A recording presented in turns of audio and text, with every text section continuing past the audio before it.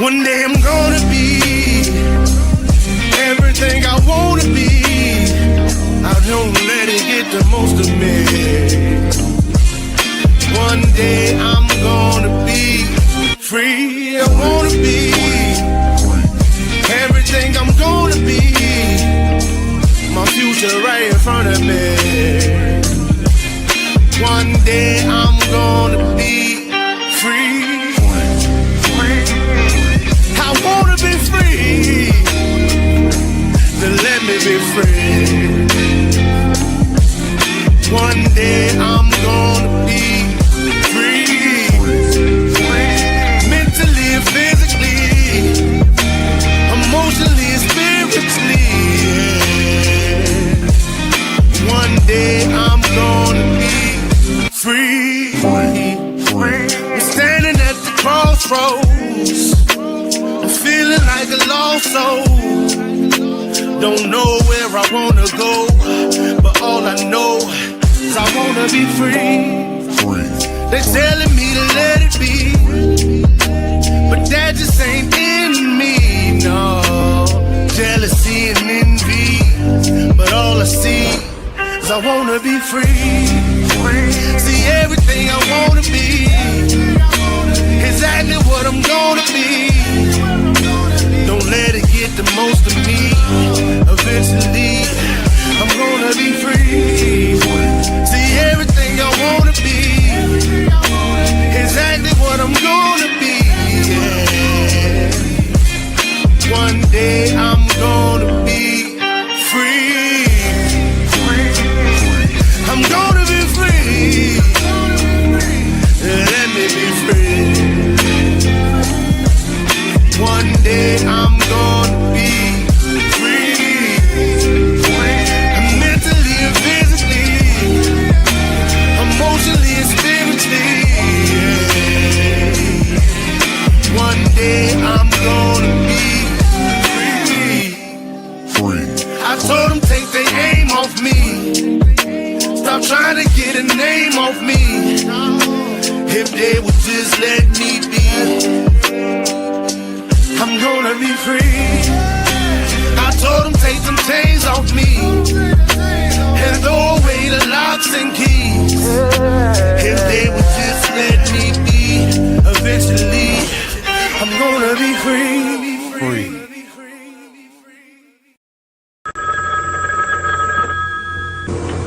They're back.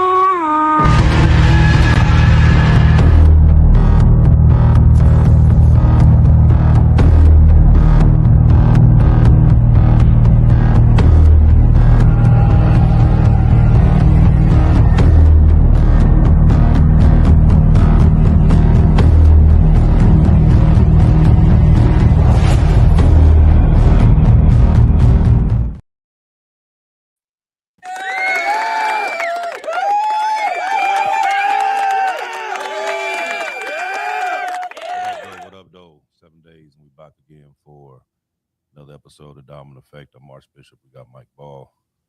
Glad everybody came out tonight. We got another story for you. We've been digging into all the stuff that's been going on for the past 11 days, but we're going to try to fill in some of the blanks that we have. If all the ones that's on the chat right now, if you got any questions, you got anything that you want to add to what it is that we're talking about, feel free to put it in. Just like us, we're trying to find out the truth behind all this anyway.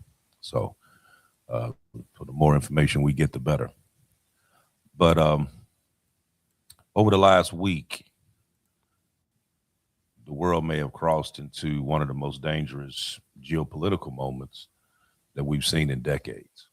Iran is now under new leadership after the appointment of a new supreme leader. Russia is reportedly providing intelligence support, and the U.S. and Israel are striking targets across the region. And one of the most critical oil routes on Earth, the Strait of Hormuz, is now sitting on the edge of military confrontation. So tonight we're going to break down everything that's happening in this so-called war, conflict, whichever one you want to put into it. Um, the leadership shift that's happening in Iran, Russia's role behind the scenes, and the military reality of possible boots on the ground.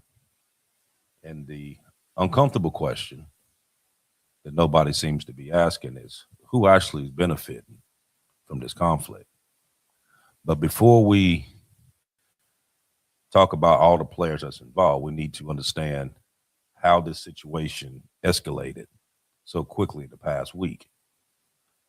So we're going to go through this short little timeline as to what all happened from beginning to where we are right now. So on February 28th, this is when everything started.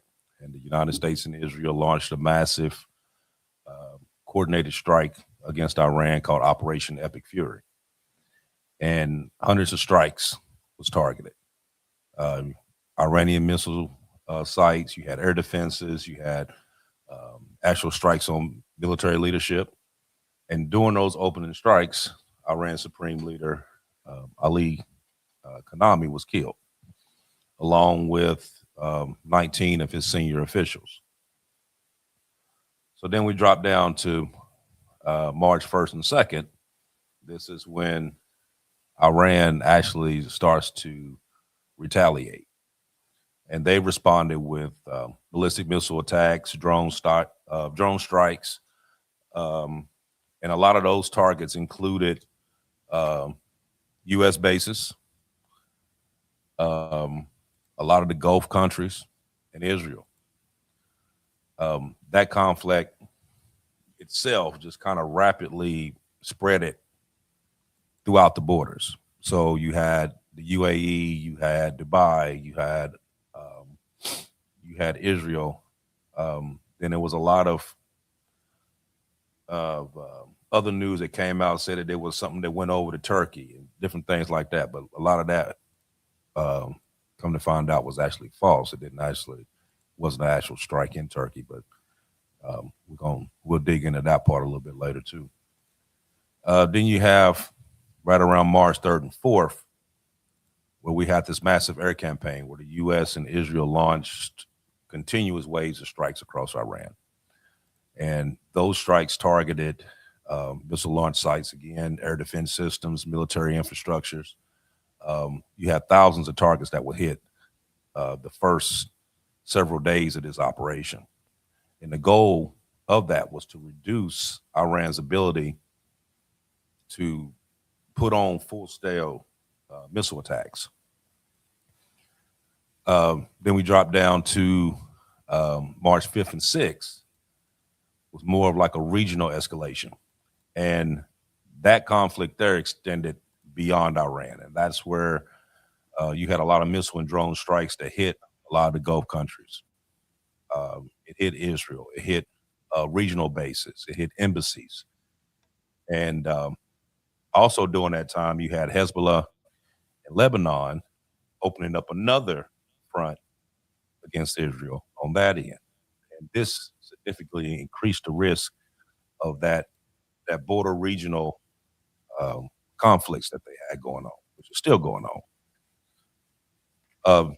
Then drop down a little bit further, you have the, let me see, right around March 7th, you had Israeli strikes that hit oil depots and fuel facilities around Tehran.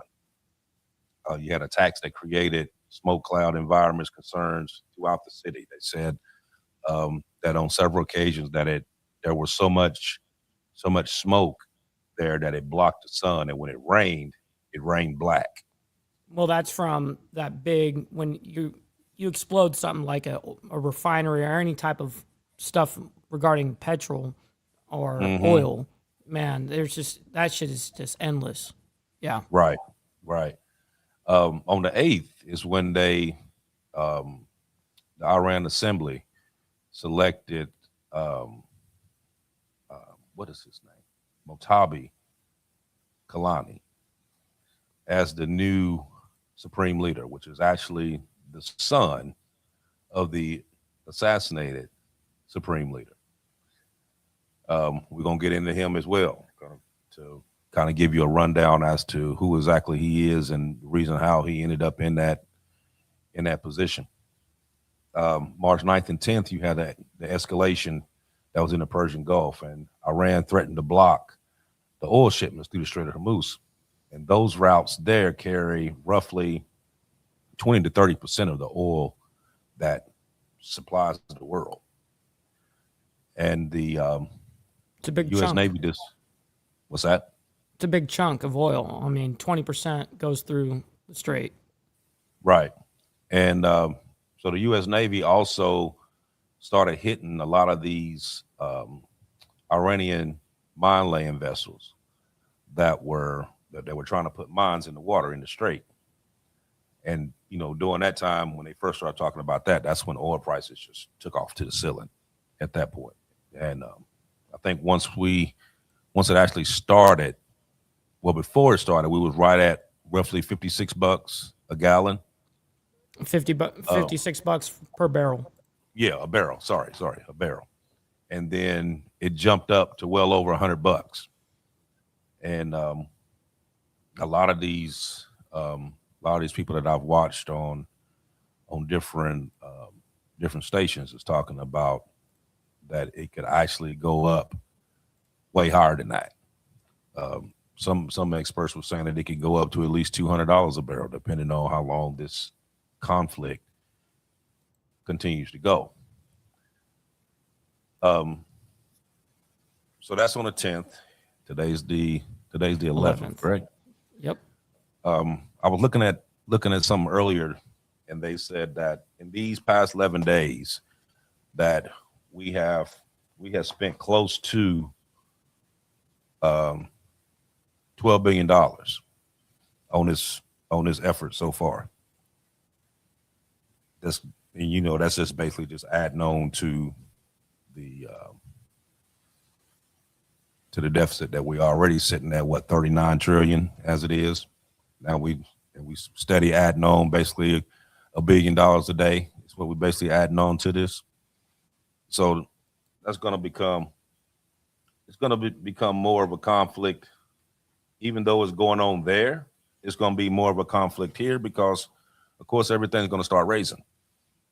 Prices of gas already shooting up. I think here it's close to $4. It's like $3.80, something like that. The average now. Yeah, I seen a thing over in LA where it was over $8. Yes, it is. On certain locations, there's like a couple of gas stations in downtown Los Angeles and Hollywood area. And yeah, that's what they were saying. Yeah. Mm-hmm. So we're gonna jump into. We're gonna talk about this new supreme leader and exactly who he is. Right. So I have this. Hold on a minute, where I got this. I got this written down here. So let me pull it up here. Motaba Kanami. He's a 56-year-old son of Ali Kanami and was chosen by Iran assembly experts as the new supreme leader after his father was killed in the opening phases of this war. Reuters described him as a mild-ranking cleric with deep ties to Iran's security establishment, especially the RIGC. Now, why does he matter? Because he's not just the son of the last supreme leader. For years, he's been seen as a power behind the scenes, especially a gatekeeper around his father, which influenced over-access politics and the security elite. And Reuters said that he built power and close ties to the Revolutionary Guard and the business security networks tied to him, even though he never held an elective office. His reputation is widely viewed as a hardliner. They report that he opposed reformists and Western engagement, and that criticized his association with him and his hardline crackdown after the disrupted 2009 Iranian election. He also lacks the senior clerical structure of some past leaders. Reuters noticed that his his ranking before, which was under the Ayatollah, but that matters because it feeds the argument of his real power base, not religious literacy. But the RGC and security apparatus kind of goes along with him. So he's been in the background, kind of calling the shots along the way, helping his father. Other useful background points for him is that he was sanctioned by the U.S. in 2019 for acting on behalf of his father's office. They say that he helped build and influence around former President Ahmadinejad's rise. And since being appointed, he remained notably quiet in the public, and they also reported speculation that he may have been injured in one of these strikes that had been going on. So there's no actual confirmation as to whether or not he was actually hit or not, but they said that he was in that vicinity. Some people say that he was hurt. Some of them say that he wasn't. I've seen conflicting reports on that as well. I've heard that the guy's gotten hurt and there was injuries. Now, I recently just saw in the chat just earlier is that people are hearing that he actually lost his leg. But I haven't even heard that myself. So said that he what now? That he lost his leg in the injury. But I don't know that to be fact. I'm just saying that people are talking about that in the chat right now. Oh wow. Yeah. So they was talking about this guy, and they were saying that if you didn't like the way the first supreme leader is, that you wouldn't like this guy at all because he's supposed to be more of a hardliner when it comes to everything. They said where Ali was more diplomatic, he's more lenient, right? He's more of a hard ass when it comes to politics and how things are supposed to go. The young guys, man, I'm telling you, it's a different generation, a different type of mindset, and it's a lot more hardcore, actually. Yeah. You got to think along. Well, especially him, for instance, he's been around everything for basically his whole life. You know what I mean? So he's and if he's behind the scenes, he's seeing the good, the bad, and the ugly in everything. You know what I mean? Even though he wasn't in power, never held no elected position or anything like that, he was still involved with a lot of stuff. He had a lot of connections. You know what I mean? So when it was his time, it wasn't even a question as to who they were going to put there. They automatically put him there. And being the fact that you just lost 19 other senior officials, probably that number is skyrocketed too. I forget what the exact number is, but I reported it earlier this week. It was something like, I don't know, like I can't remember exactly what it is, but it's something like way up there, like over 100. Yeah, there was I think on both sides they're taking losses on both fronts.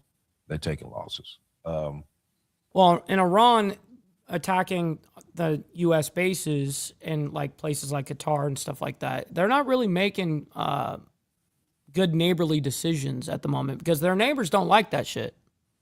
They don't like that. That's as much as, yes, that is U.S. stuff there. They don't like their missiles coming into their country. Oh, yeah, absolutely not. Sure they don't. But right now, though, what are they really doing? You know what I mean? They ain't really doing nothing. They just sitting back, just waiting to see what's going to happen. So is Russia. That's exactly what Russia's doing.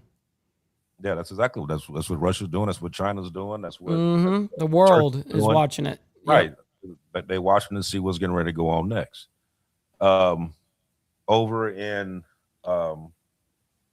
Israel, they've been taking quite a hit over there. The last numbers that I got here was that they had they lost 198 Air Force officers, 462 Damn. soldiers, 11 nuclear scientists. Wow, really? 6 generals and 32 Mossad agents. Their head of Mossad uh, uh, David Bernier was killed yesterday in a retaliatory strike, missile strike. But here's the thing with that. So he was killed in this missile strike, and the reports that's coming out was saying that he was having a meeting with Netanyahu. So was he in the building when this took place? Because there's speculation out now that he was in the place and that he was also there when this missile attack happened. There's been no certified confirmation about that though, but there has been different reports that are coming out that's saying that Netanyahu may be unalive because of this meeting. But we're not saying that that's what happened. This is just speculation. And then they had the I don't know whether you heard this or not, but they had Iran had tapped into the phone systems in Israel and basically sent them a text. They sent everybody a text. Yeah, I heard about the text. That that the last American radar system has been destroyed. Your government leaders are lying to you. Leave the country because the missiles are coming. So they tapped into everybody's phone, and this is the message that they sent. Now, I thought that was strange. Like, okay, like why would they do that? But then as I started digging into some other stuff, I found that Israel had actually done the same thing to Iran, but they basically told them, just stay in place, stay where you're at. that they hacked into, and so did the United States actually. United States put on their state, took over their state media essentially and came out with a message. Yeah. I mean, it was actually Trump saying something, so. I was as I started going through this stuff, trying to pick out all the little things on her to figure out what's what. And I've been kind of wondering the whole time as to why Israel sees Iran as such a big threat. So I started doing a little research on it, and it says that Iran's current government that was formed back in 79 during the Islamic Revolution, which replaced the Western Shah in the revolutionary Islamic regime during that time. And the Iranian officials reportedly described Israel as a illegitimate state, a Western outpost for the Middle East, and a strategic enemy. They also didn't like the fact that Iran had nuclear capabilities. Now, at one point, it was said that they were only using the nuclear for power, and then you found out later on that they were actually enriching that uranium to be able to actually use it for weapons. And that's how all this other stuff started coming along before. Well, I think this was back in 16 when they first started to come up with the first treaty that Obama and them had made up with them or whatever, is to keep them from actually making a nuclear weapon, not being able to enrich it to the point that they could use it for that, but could use nuclear for power only. Then you had the whole proxy network that was going on because Iran was funding Hezbollah in Lebanon. They was funding the Houthis in Yemen, and they were funding a lot of militias in Iraq and in Syria. Well, you got to also remember how is Iran getting all that money as well? They're getting funded somewhere too, and that came from Daddy Putin. Right. So so they making money from the oil, number one, but then they also getting money from Russia and China. Both of them had their hands in this. So this all, like, when I noticed when I started digging into a lot of this stuff, you realize that this is, whether we're talking about Iran or we're talking about Ukraine or we're talking about Pakistan, whatever, this always seems like one big, huge proxy, because all these, it's like every time something goes into it, you look at the three main powers, which is the US, Russia, and China. Somewhere along the line, are involved. Some way, shape, or form, they're involved in it. You know what I mean? It's like these other countries sit there and fight it out, and we just sit there and fund it, and we give them weapons, and we, do all the little extras. See, now we're actually in the game right now. You know what I mean? So I think the numbers dealing with us from the last I checked was, I think it was 150 that was injured. It was 8 that they confirmed that to be unalive. But You're talking the U.S. side, right? Yes, sir. But when you watching some of the news stations over on that side, those numbers are different. Right. So, so as of right now, you really don't have a definite count because, like I said, these numbers has been manipulated. And it's always been that way. Unfortunately, that's their great way to being able to manipulate these kind of things on both sides of the equation. No one's, innocent in that regard, for sure. Right. So then, like I said, the other day, there was, like I said, you had those vessels that was in the Strait of Hormuz because they officially closed the strait, and Iran was basically threatening any ship that tried to come through that they were basically gonna destroy the ships. And then they started putting actual mines out in the strait to keep these tankers from actually going through. One report I heard was that the U.S. ships was actually escorting some of these ships through. That's not true, though. Right. That's what I was getting ready to say. Okay. That's what I was getting ready to say. That's what they were doing, and then they came back and said, no, that's not what they were doing. So like I said, even when we're talking about just something as simple as that, you're getting a lot of mixed stories as to what's really going on over there. You know what I mean? So there's actually figuring out the truth behind everything that's going on. You ain't gonna never get the truth out of this because it seems like there's so many different things that's going on, but not only is so many different things going on, but there's also so much being covered up. Yes. So on both sides of the equation, right? No matter what, they're gonna suppress it or inflate to make their side look better, or deflate the amount of losses they actually have taken. There's a lot of issues with this. Right. I mean, like when I seen the part where they was talking about that we only had 150 injuries, and I'm thinking, okay, with all these missiles that y'all saying are being sent, it has to be more than that. It has to be more than that. You know what I mean? But they saying that these 150 that were hurt didn't sustain any major injuries, and that they were actually back to work, which I was like, that's kind of hard to believe too. Yeah, I wouldn't believe that. Right.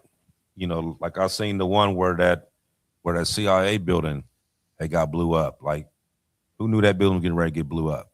You know what I mean? It was some people in there. You know what I mean? It's like there's a lot of conflicting stories.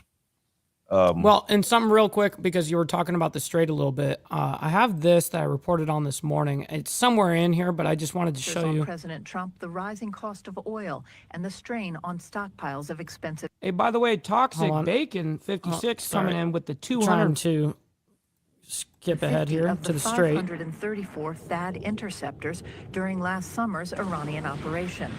And this is this morning, by the way, because what the reports are, even from Trump's mouth, is that we have sunk 51 of their Navy or their naval ships over there in Iran. 2026 defense budget adds only 37 more to the arsenal. We risk getting into a very precarious situation, one that could invite or tempt somebody like China. President Xi of China has set 2027 as the year in which his military should be ready to take Taiwan by force if necessary.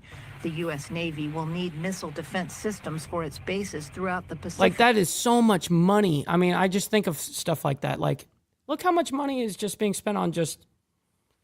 And I look at it objectively, like, that is not our war. What are we doing? Right. It's frustrating. But then, too, if you think about a lot of the not only the missiles and the ordnance that we've used, but what about all these uh, all these radar stations and stuff like that that cost billions, that cost $1 billion that just got blew up. You know what I mean? That they've A had lot of sitting there. assets have been destroyed, right? Right. It's a lot of stuff there that you're gonna have to turn around and either put new stuff there, rebuild different stuff. You know what I mean? Um you got Russia and China right now that has nuclear subs sitting at the Arctic that they just been sitting there. You know what I mean? So this is something that we've been talking about for a while, about how we've been so spaced out dealing with, because we're quote quote the police of the world. We run around and we got, our troops, like we have a lot of troops, but we're spaced out across the world though. You know what I mean? And when you coming into a situation like this, okay, you have to think about, number one, the area that you are going against, the population there, where you got like over 90 million people that's there. And you got to figure out, even if you decided that you was going to put boots on the ground, how are you going to be able to do it without them knowing that that's what you're doing? You know what I mean? So because that's it's more of a mountainous area, so it's not like this open spot that you can just get in and get out of. You're gonna have to come in from, you're either gonna have to come in from Pakistan, you're gonna come in from Iraq. You know what I mean? You can come in from all these other, these other points, but they know that that's where they know that that's the only way you're gonna be able to get in. You know what I mean? So of course, when they did the interview with the one minister of defense, and they was talking about, okay, well, what do you think about Trump if he decided to put boots on the ground? And he was like, let him. You know what I mean? They want Who you to. said that? Who said that? The minister of defense over in Iran the other day. They asked him, what did he think It'd about? be a really dumb. It would be a dumb decision if we did. Honestly, I mean, I look at it as like, kind of like the Vietnam War kind of thing. Like, right, us coming in, going like, we're gonna come in and on their terrain. People think like Iran's like a desert and shit. Like they have no idea like the landscape. It's a lot different than people think it is. Good luck, and that's why I was telling people earlier today on my show about it. I go, I really hope, because someone asked me about like my thoughts on boots on the ground or whatever. I said I pray that does not happen. That's all I can do. Right. Well, it is a remotely desert-like conditions there. Right, it is. But it's also very mountainous. Yes, that's and the point that I was getting at. And going through that, it's a lot of like, just like little single roads that's running through the mountains and stuff like that. I mean, it's not nothing that you're gonna, just easily be able to get into. Right. You know what I mean? And so it's a little rough terrain. Yeah. It's not as easy as people think it is. Right. And they know where these points are. And they know that if you're trying to come in here, this is how you're going to be able to do it. Absolutely. I mean, look at the that's favelas country, across any other country. You got the favelas down in South America. I mean, look at how they are. I mean, their terrain is wild like that, on one road, little things going all the way up to the top of the mountain type thing. Yeah, I mean, meanwhile you've got people with AKs on their top story of their houses and stuff. It's crazy. And you also got to remember that a lot of these, a lot of those spots there aren't industrialized. A lot of them, are just like little small, little dusty towns that you just going in and out of. You know what I mean? Yep. So these people are used to surviving. They're used to being out there, and especially being the fact that most of Iran is desert-like. You know what I mean? It's like I seen on there about what somebody said, would just take away the water. I mean, you can, but you also got to think about the region that you're dealing with. It lacks water anyway, and they've been able to keep 90 million people there.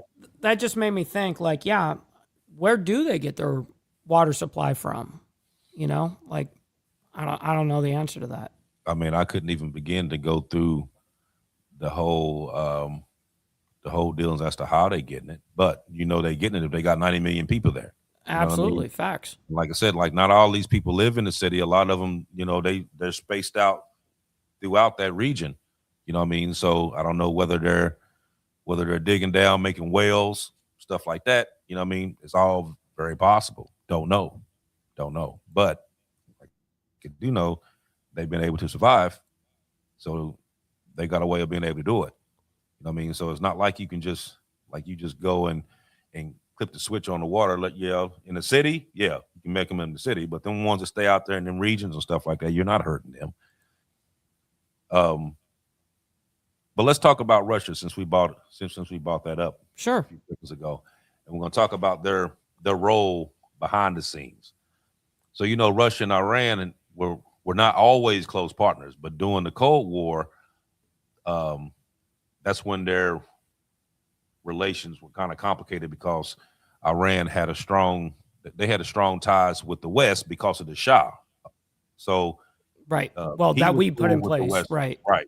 He was cool with the West. So, you know, so there was that little conflict there between Iran and Russia. But after '79, during the Iranian Revolution, Iran became more hostile towards the U.S.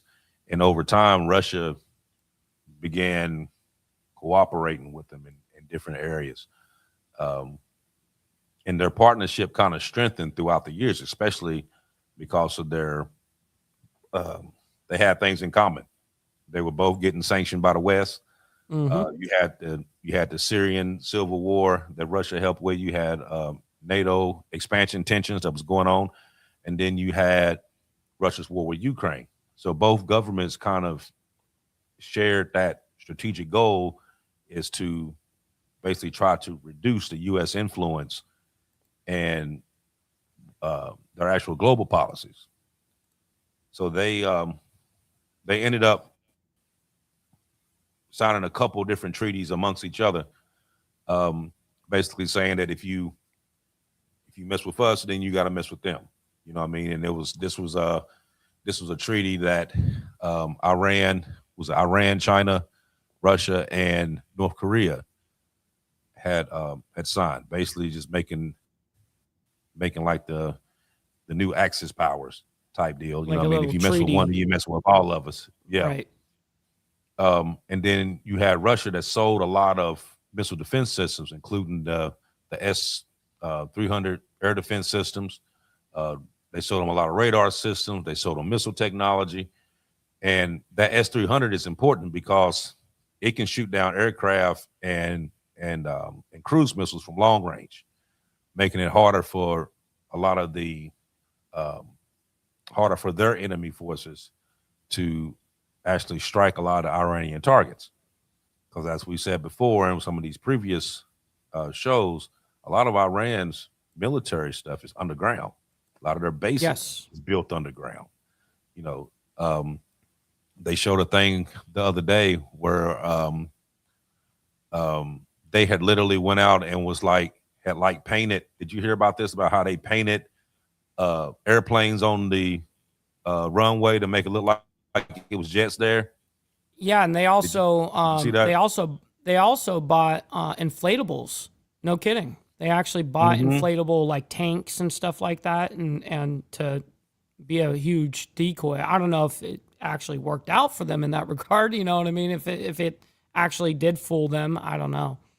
Yeah, there was a couple pictures that they had popped out where it showed like direct hits on these spots, thinking that they were blowing up planes, and it was just concrete where they Right. had either painted or they had one of those inflatables out there or whatever, and you just seen it just kind of fold in on itself from the heat.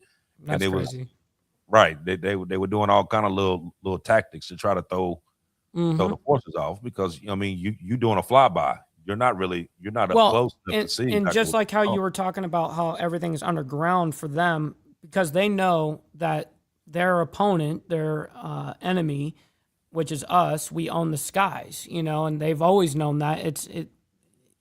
So we've our Air Force, like they don't even have a proper Air Force. You know what I mean? Their Air Force really is their ballistic missile program, truly. So it's just definitely interesting. When we own the sky, that's when they go underground. And it's always going to be true. Right. And see, another benefit that Russia was getting out of Iran was because they were able to get their hands on those drones. Yes. And Russia has been using them extensively in Ukraine. And you see, even dealing with this, they've used a lot of drones, which is crazy because a lot of these drones has been able to infiltrate a lot of these different spots where they were actually kind of shooting down these missiles using the Patriot system and in the dome. You got these drones that's been just slipping in, causing all kind of little havoc. And so And you're they're using a extremely $1 cheap. million missile to shoot down something that they only paid $20,000 to build. Yeah, it's very cheap in comparison. Right. So in exchange for Iran giving them those drones, then of course Russia has been supplying them with military technology, battlefield intelligence, and Intel. a lot of advanced training and stuff like that. But here in the past few days, it's been put out that Russia has been giving them detailed coordinates of a lot of U.S. access as to where different things were for them to be able to actually send missiles to that particular spot. And a lot of people was kind of calling foul on this, you know what I mean? Just saying, you should stay out of this. This don't got nothing to do with you. But No, it does have to do with him, though. right. But on the other hand, you could actually say the same thing dealing with Ukraine. You don't got nothing to do with this either, but you involved in it. You know what I mean? Yep. So you giving them intelligence, you telling them where to hit. So why can't I tell them where to hit? So it's a lot of that tit for tat going on. You know what I mean? So I wanted to say something about, Russia and in the regards to the United States. So far, publicly, Russia strongly condemns the U.S., right? Russia's government has openly criticized the U.S. military action against Iran and framed it as illegal and destabilizing. So they have come out publicly and been like, yes, the U.S. is the aggressor. But here's point number 2 is privately, Russia may be helping Iran indirectly, which we were just talking about there. And I'm not even going to go into it, but yes, intelligence, all of that stuff, right? And then strategically, number 3 on this, Russia benefits from the war, from this, what's happening right now. Many analysts say Russia has geopolitical incentives for the conflict to continue. Potential benefits for Moscow: higher oil prices. War in the Middle East drives up oil prices, helping Russia's economy. 2, U.S. distraction. If America is focused on Iran, it may reduce attention and weapons going to Ukraine. 3, pressure on the West. Russia sees Iran as part of a shared anti-Western bloc resisting U.S. influence. So definitely an interesting dynamic there, in regards to not just Russia itself, but who they're tied to and who we're tied to. Correct. Correct. Makes it kind of complicated. But so essentially, yes, publicly they're willing to go out there and say, you shouldn't have done that. But is Russia actually going to really do something about it? Aside from intelligence? Yeah, they were talking about the other day that President Trump had a conversation with Vladimir Putin, and he was trying to get him to ease some sanctions that they had put on him about being able to sell oil over in Europe. And they were saying that if Trump actually agreed to that, then how much money that Russia would actually be able to make right now, being the fact that oil is well over $100 a barrel, how much he would actually profit from that. And that was another point that they were talking about dealing with him. This is one of the reasons why they're they're kind of helping but not helping Iran. It's because they want to keep this going because it's just benefiting them Yeah. on the back end. It's You know it's what I like a mean? net benefit for them, for Mhm. Russia. Right. Right. And then too, that's also um, depleting our forces and what we have. You know what I mean? Our stockpile of weapons and stuff like that. I mean, because if we can't supply this war / conflict over here and give to Ukraine and give to Israel, you know what I mean? So eventually you're going to run dry. Right. You know what I mean? Right. And when you run dry, we're going to be right here waiting on you. You know what I mean? But that's also something that we've talked about before.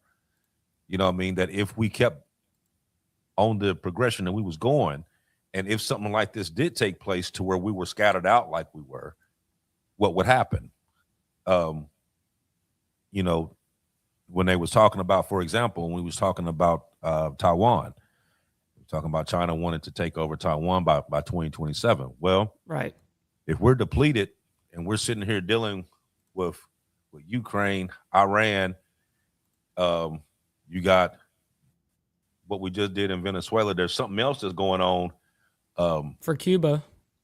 Yeah, there's something else that's going on down there. I don't have all the information on it to actually talk about it, but yeah, there's something else that's going on down there. So we're being stretched already. You know what I mean? And they can't make weapons that quick. You know what I mean? They're not popping out missiles out, you know what I mean, like it's a conveyor belt that they popping so many out every Well, hour. I'll tell you one thing though, the $1 trillion into our military budget now is showing though, you know. it is showing for sure. Like the reports that are coming out about our medium to large sized munitions is basically endless. That's what their reports are, is that it's basically limitless. Now the smaller they say. munitions is actually not as much. But yeah. But you know, that's what they're saying. But if you also go back and remember, the Department of Defense has not passed the audit the past 7 times that they've done an audit. Right. Well, that's Because nothing. That's nothing new because it ain't for the been right. Pentagon and all these guys. That Yep. money ain't never been right. You know what I mean? So of course they could say, yeah, we got an endless supply of this, and this. Do you really? Or is that just what you're saying? You see what I mean? You're not going to go in there and say, well, we only got 30,000 missiles and we done gave 20,000 away. So we only got about 2 weeks worth of fighting that we can do. They're not going to say that. You know what I mean? Of course not. Of course not. But being the fact that they have failed so many of these audits, so you know somebody knows what they actually have in order for them to fail those audits, and that means your product as opposed to what you spending, the math ain't mathing. So something ain't right there. You know well, what I mean? it's not, but it's not. Yeah, these guys have never made it right. You know, they can't pass shit, especially with the IRS. Even the IRS can't. I mean, the IRS can't even pass itself correctly either. You know, so there's a lot of messed up problems that we've got. Right. So then you got one of the bigger things that can actually bother us over here, as we talked about last week, is cyber. And as I started to look up a lot of this stuff, comes to find out that they've been having issues with Iran dealing with cyber since 2006, where they had this operation called Operation Olympic Games, and it was this was a conflict between Iran and the U.S. And the simple goal was to slow down Iran nuclear weapons program throughout, without starting an actual war. And the tool they used was a cyber weapon that they had created called Stuxnet, and it was a computer worm that they put into the program like a virus, and it went through all their stuff and just basically just destroyed a lot of their centrifuges, and their actual nuclear program had got sent back years off of, because I think it destroyed like a little over 1,000 of those centrifuges because of this this worm / virus that they put into it. Then you had in 2012, they had this thing called a flame malware, and it was targeted on Iranian government networks, oil facilities, universities, research labs, and it could record all audio through microphones, capture screenshots, steal files, monitor network traffic, and it was 20 times more complex than a typical malware and was likely designed for long-term surveillance. Now, this is back in 2012. Now, you heard what I said when it was talking about it could record audio through any microphone that was available, capture screenshots, steal files, and monitor network traffic. This was stuff that was done back in 2012. This is also some of the stuff that they're using that came into effect when they did the quote TikTok bill. Remember the stuff that they was talking about putting into that? Yep. That's what some of this is. Well, it sounds like what the Restrict Act was. Right. So over the past decade, Iran has built one of the most aggressive cyber warfare programs in the world. Iranian cyber groups often target U.S. banks, Israeli infrastructure, enemy companies, energy companies, and government agencies. Iran also rallies heavy on a lot of these proxy groups that carry out website defacement, denial and service attacks, data leaks, and publishing operations. So they've been digging into that since 2016. So it's been a lot of back and forth dealing with the cyber. Now, what can they actually mess with cyber here? You know, we talked about last week where the power grid. We talked about water purification plants, banking, stock market, anything that they can hack into to cause some kind of disruption is basically what they set out to do now. And they've actually those guys can't even keep their own internet on right now. So I mean, they've got problems of their own. They may do, but they've actually been doing a lot of this stuff before, and it's actually been working. I was talking to my mom the other day, last week. Now, I don't know whether this was something done by them or not, but this was also during this time. Was they had 4 to 5 counties in Ohio that completely went dark. They wasn't dark long, probably for this was recent. Yeah, just last week. It wasn't long, but they went dark. So they were talking about at that time, they didn't know whether somebody had actually gotten to the program or whether something had actually happened somewhere that actually blew. Maybe weather related or something. I don't know. Right. So they was checking for all of that, but they didn't rule out actual cyber attack. Actually, in that particular area, I think me and Aaron was talking about this at one point where they were saying that they were that the Iranians go at least 30 to 40 times a day trying to tap into their 911 systems. Damn. They're in Ohio. That's how many times they try to tap it, like get into it, hack into it. Right, like Wow. daily. Like they daily try to hack into the system. I'm sure it's like an AI bot system that's trying to nonstop get in. Oh yeah, surely. But you know that if they go into that extent, trying to get into 911 system, so you know that they're trying to get into a little bit of everything. You know what I mean? Anything that they can possibly get into that they can actually control, that you can be able to cause some kind of chaos, that's what's going to happen. So I got something that I wanted to show you because we were talking about kind of like electronic warfare in that aspect. And remember how I showed you that AI tele, that's the name of the actual channel or whatever. And they describe all the different things, how the working parts of like warfare work, all of that. And so I wanted to share this with you. And I'm not saying this is 100% fact, but this is everything that, again, every single time that I watch something like this, I, of course, then go and start researching it myself because I like the facts, obviously. That's all I care about. And for the most part, this has always been historically, since I've been watching them for, I don't know, well over a year now, that they're right. So I just wanted to show you this, and we're not going to watch this whole thing or nothing, but I wanted to show you an interesting thing about U.S. electronic warfare on them. How does the U.S. use electronic warfare in the air and at sea? Well, this small jet is the tip of the spear before the U.S. sends its high-value aircraft into battle. But what strategies does it actually use to blind enemy radar?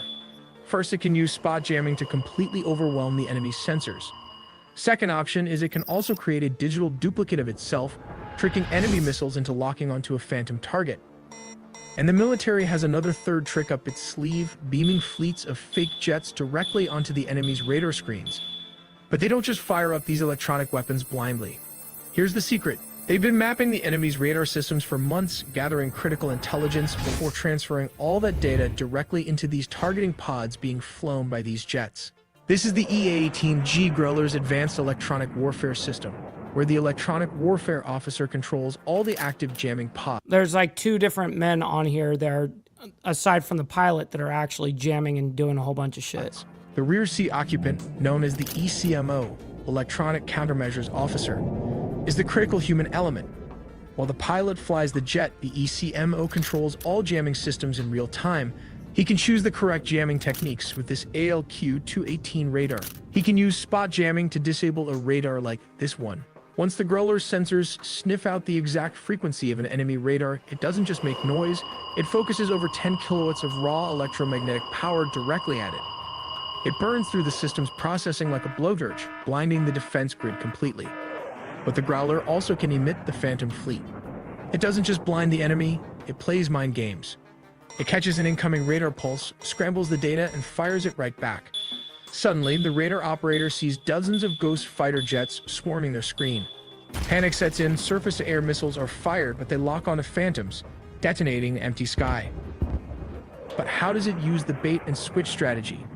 Even if an enemy missile actually manages to lock onto a real US jet, the Growler pulls a massive bait-and-switch. It perfectly mimics the targeted jet's exact speed and location to create a digital clone. Once the enemy radar locks onto this clone, the Growler slowly drags the fake signal away. The tracking system blindly chases the ghost, and the real aircraft escapes unharmed.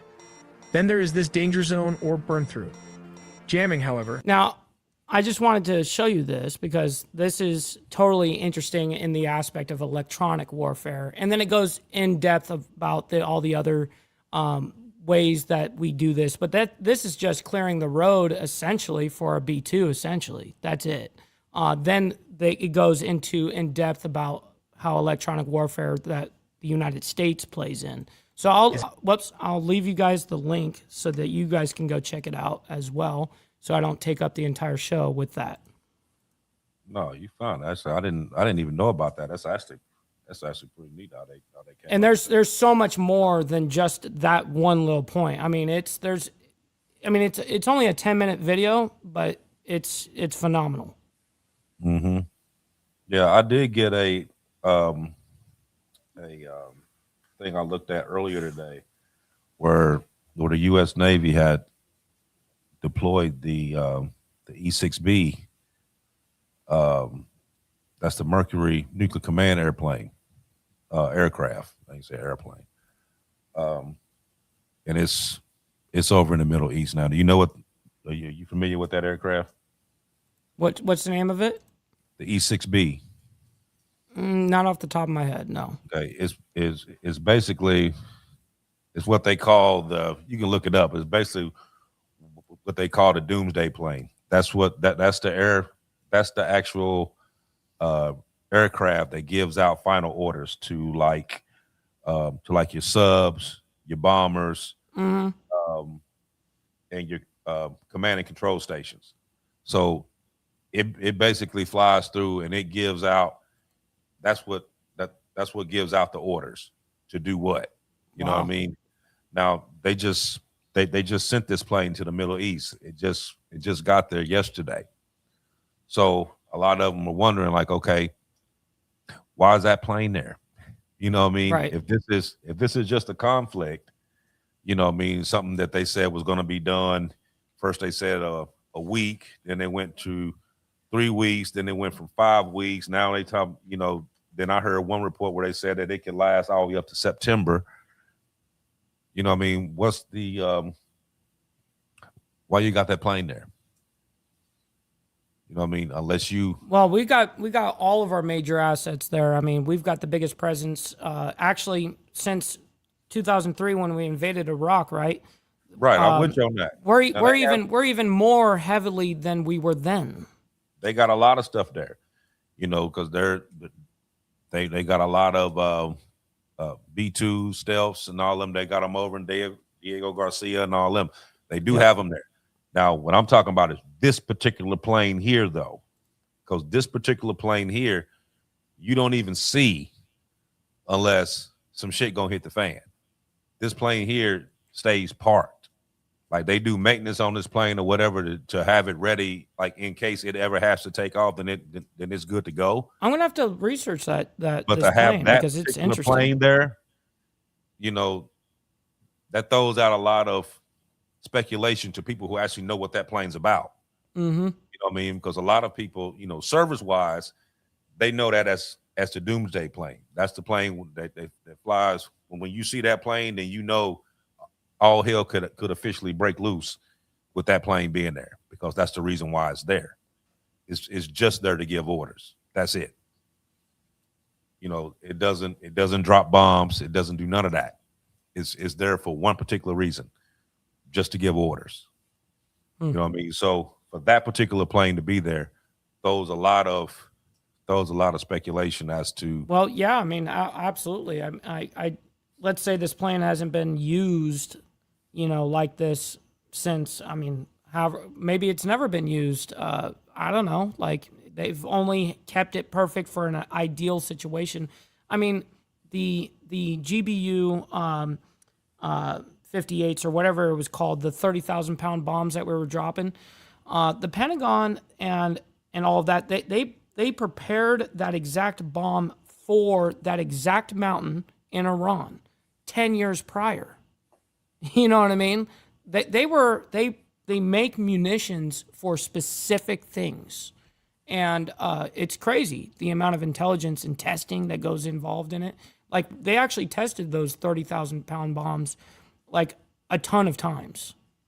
Mm-hmm. And recreated an actual mountain just like that mountain that had the nuclear power plant or whatever at the bottom, or enrichment facility or whatever. Yeah, it's totally interesting. The United States even went as far as to make a mock version of it and test it.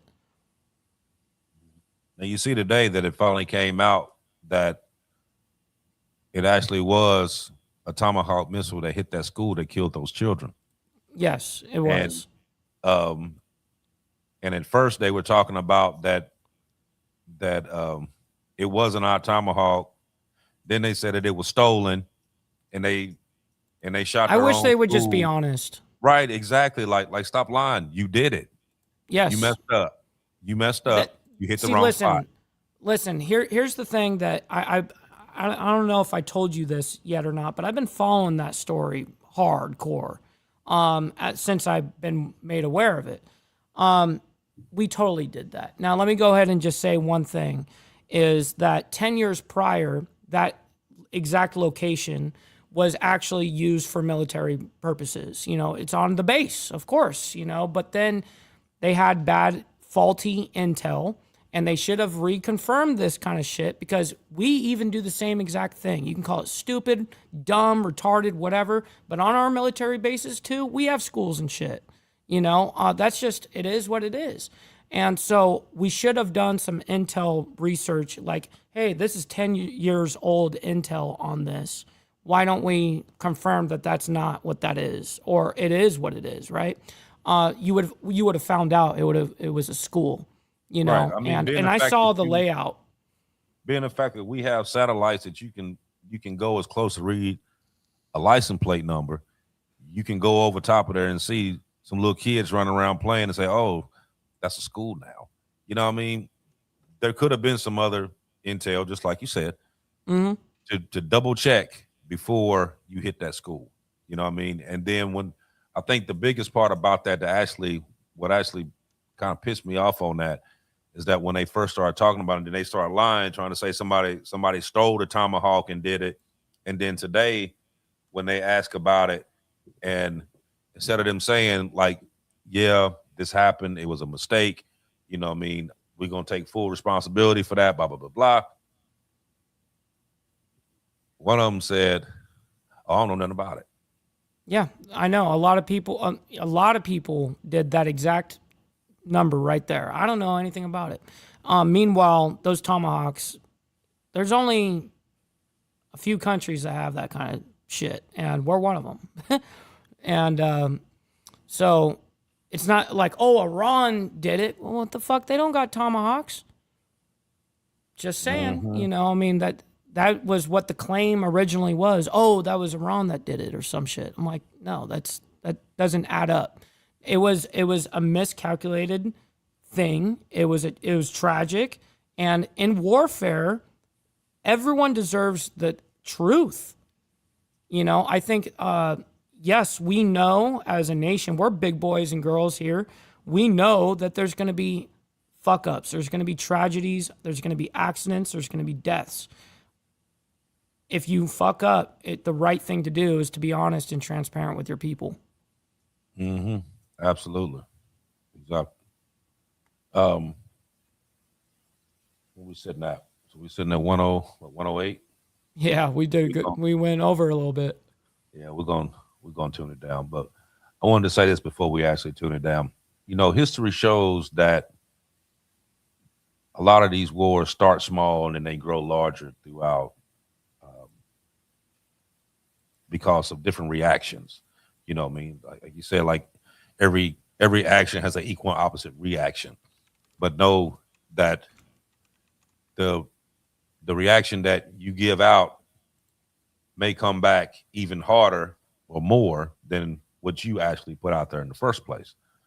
So you got a lot of miscommunication, accidents, like we were just talking about, overreaction, a little bit too many words being said can actually push these conflicts into unexpected directions.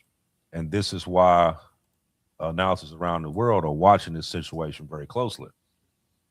Because the reality is that no one knows exactly how this conflict is going to unfold.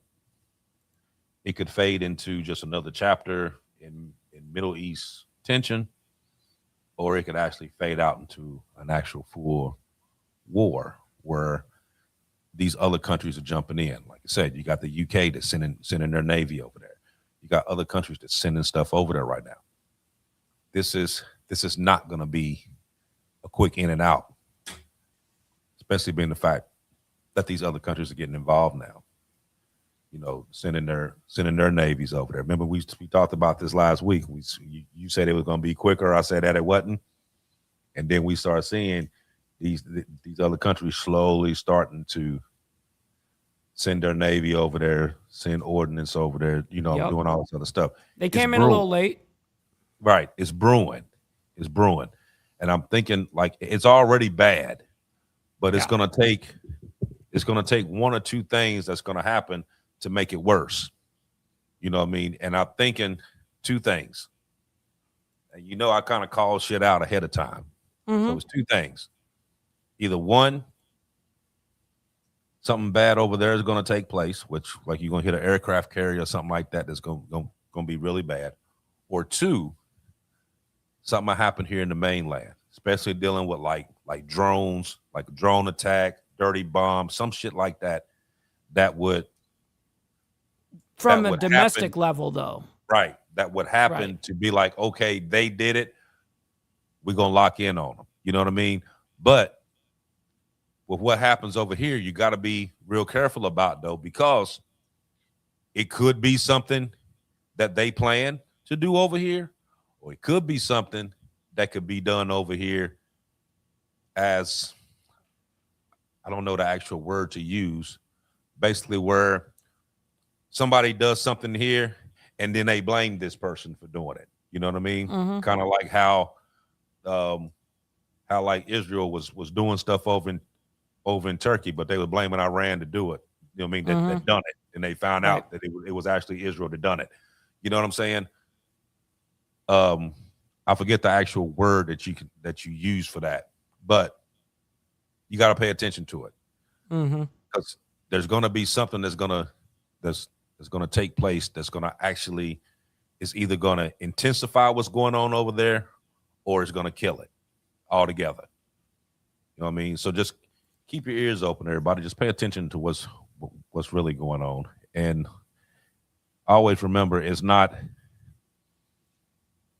what's being told to you. The question you should ask yourself is what's not being told to you. But we're gonna drop it out for tonight. Like I said, I appreciate all of you for being on. Like always, hit that like button on your way out on Mike's page and on Mike's page. Like, follow, share, subscribe. Help us get these stories out. You know what I mean? Some of y'all know we've been fighting this never-ending battle with YT. I ain't gonna say the actual name, but you know what I'm talking about, because they don't like us putting this stuff out. Definitely not. And they do everything humanly possible to kind of shadow ban it, to kind of push it back to where people not getting this information. So how y'all can help us get this out there is hit the button. You know what I mean? And we've seen there were several people that was on there watching tonight, and I appreciate you all for being on there. Hit that button. Help us out. Help us get this out there to these people that need to see this. Also, hit the little QR code at the top. It'll take you over to the Dominant Effect podcast site. You can see some of the old shows. There's also a lot of merchandise stuff on there. There's a lot of stuff on there you can check out. And if you become a subscriber over there, I think it's like a $2.99 subscriber, you get into the other part of the site that actually shows you a whole lot more stuff that you wouldn't see on there just going on there checking it out. Also, for the ones on Facebook, go on the Dominant Effect podcast. We got a group on Facebook. We put a lot of different stuff on there every day. A lot of information. So just go on there and check it out. Like I said. So once again, thank you all for coming on every week. Thank you all for your support, and we'll see y'all next week. Go ahead, Mike. All right, guys. Much love, honor, respect, everybody. Thank you guys for listening in on these important conversations.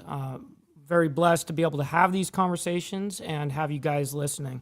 Listen, stick around. We're going to be raiding our buddy Powder Dusty. He's live right now. Make sure you guys let him know we're coming through with the Mike Ball raid and Diamond Effect raid. So listen, much love, honor, respect, everybody. We'll see you guys here in 7 days.